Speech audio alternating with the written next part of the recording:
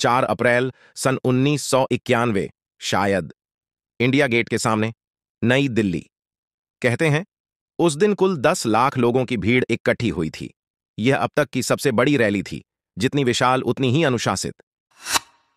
किसी बड़े राजनेता की रैली में 50,000 से 1 लाख की भीड़ इकट्ठी करने के लिए करोड़ों खर्च करने पड़ते हैं।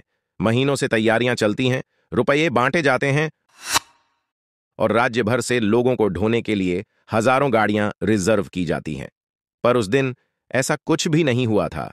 भीड़ स्वतः स्फूर्त थी, अपने संसाधनों से आई थी और तीर्थ यात्रा के भाव से आई थी।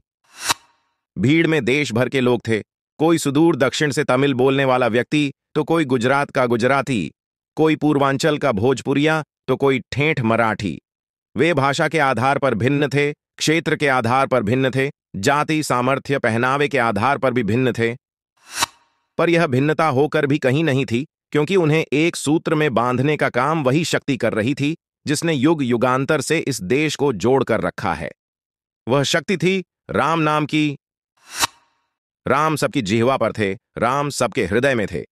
वे राम के लिए ही निकले थे और राम ने ही उन्हें आगे बढ़ने की शक्ति दी थी। राम ही साधन थे, राम ही साध्य।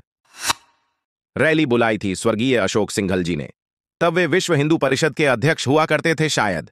साधु, संत, गृहस्थ, युवक सब यूं ही निकल पड़े थे। कोई राजनैतिक महत्वाकांक्षा नहीं, प्रसिद्धि की चाह नहीं। चाह थी तो राम को पाने की, राम मंदिर बनाने की। तब यूट्यूब, फेसबुक, व्हाट्सएप नहीं था। तब प्राइवेट टीवी चैनल्स नहीं थे। अपनी बात को देश भर में पहुंचाने का एकमात्र साधन मौखिक प्रचार ही हुआ करता था। पर राम जी की बात इस देश को सुनानी नहीं पड़ती, लोग यूं ही सुन लेते हैं।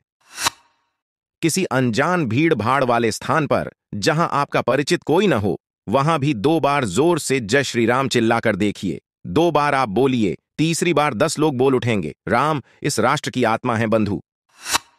तनिक सोचिए तो, आज के समय में जब यात्राएं अत्यंत सहज हो गई हैं, तब भी क्या इतनी बड़ी भीड़ यूं ही बटोर लेना संभव है क्या?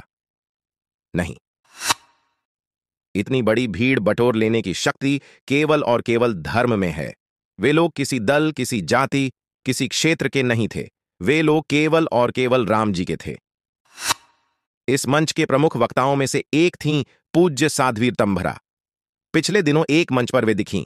साहस ही नहीं हुआ कि आगे बढ़कर उनसे बात करूं या उनके साथ एक तस्वीर खिंचा लेने का उद्योग करूं। उन लोगों को देख लेना भी तीर्थ करने जैसा है। 2024 में जो शुभ दिन आप देखने जा रहे हैं ना, उसके पीछे ऐसे ही जाने कितने ही सत्प्रयासों का योगदान है। नमन कीजिए उन सभी स्वयंसेवकों को। वे सब देवता थे हैं।